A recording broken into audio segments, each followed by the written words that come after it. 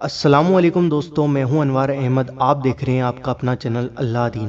دوستو، اس ویڈیو کے اندر ہم آپ کو مولا علی شیر خدا کا ایک واقعہ بتانے والے ہیں کہ آپ ہجرت کے دن حضور نبی کریم صلی اللہ علیہ وسلم کے بستر پر سوئے۔ دوستو، اس ویڈیو کو پورا اور اینڈ تک ضرور دیکھیں اور اس سنہرے واقعے کو ضرور جانیں۔ ویڈیو پسند آئے تو اس کو ضرور شیئر کرنا۔ آئیے دوستو جانتے ہیں۔ کفار مکہ نے اپنے پروگرام کے مطابق کاشانۂ نبوت کو گھیر لیا اور انتظار کرنے لگے کہ حضور صلی اللہ علیہ وسلم سو جائیں تو ان پر قاتلانہ حملہ کیا جائے۔ اس وقت گھر میں حضور صلی اللہ علیہ وسلم کے پاس صرف علی مرتضیٰ رضی اللہ تعالی عنہ تھے۔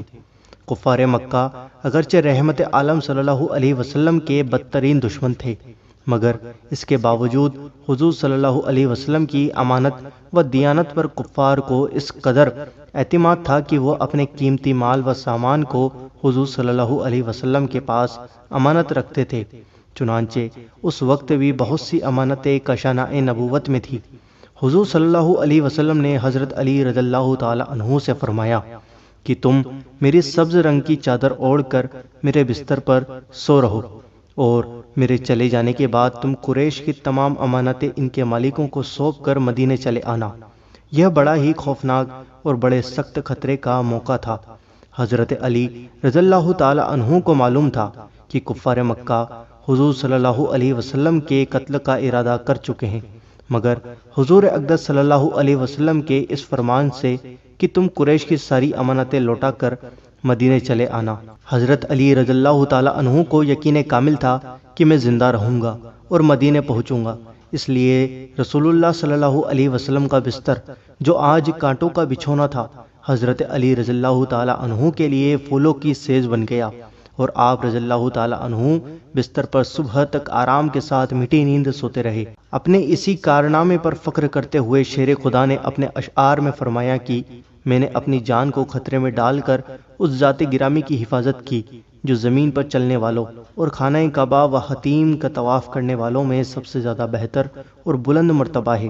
رسول خدا صلی اللہ علیہ وسلم کو یہ اندیشہ تھا کہ کفار مکہ ان کے ساتھ خفیہ چال چل جائیں گے، مگر خدا بند مہربان نے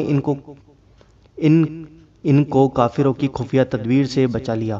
حضور اقدس صلی اللہ علیہ وسلم نے بستر نبوت پر جان ولایت کو سلا کر ایک مٹھی خاک ہاتھ میں لی اور سورہ یاسین کی ابتدائی آیتوں کو تلاوت فرماتے ہوئے نبوت خانے سے باہر تشریف لائے اور محاصرہ کرنے والے کافروں کے سروں پر خاک ڈالتے ہوئے ان کے مجمع سے صاف نکل گئے۔ نہ کسی کو نظر آئے، نہ کسی کو کچھ خبر ہوئی۔ ایک دوسرا شخص جو اس مجمع میں موجود نہ تھا، اس نے ان کو خبر دی کہ محمد صلی اللہ علیہ وسلم تو یہاں سے نکل گئے اور چلتے وقت تمہارے سروں پر خاک ڈال گئے۔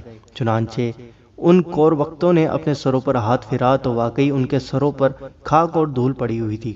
دوستو، یہ ہے واقعہ حضرت علی رضی اللہ تعالی عنہ کا کہ آپ حضور نبی کریم صلی اللہ علیہ وسلم کے بستر پر سوئے۔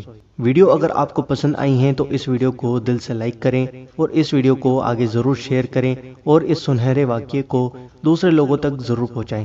دوستو، امید کرتا ہوں کہ آپ اس ویڈیو کو ضرور شیئر کریں گے۔ دوستو، ہمارے چینل کو ضرور سبسکرائب کریں اور بیل آئیکن ضرور دبائیں کیونکہ ہم روزانہ اس چینل پر ویڈیو اپلوڈ کرتے ہیں۔ دوستو، ہمیں آپ کے سپورٹ کی ضرورت ہے تو ہمیں سپورٹ ضرور کریں ہمارے چینل کو سبسکرائب کر کے۔ ہم آپ سے ملتے ہیں اگلی ویڈیو کے اندر انشاءاللہ عز و جل۔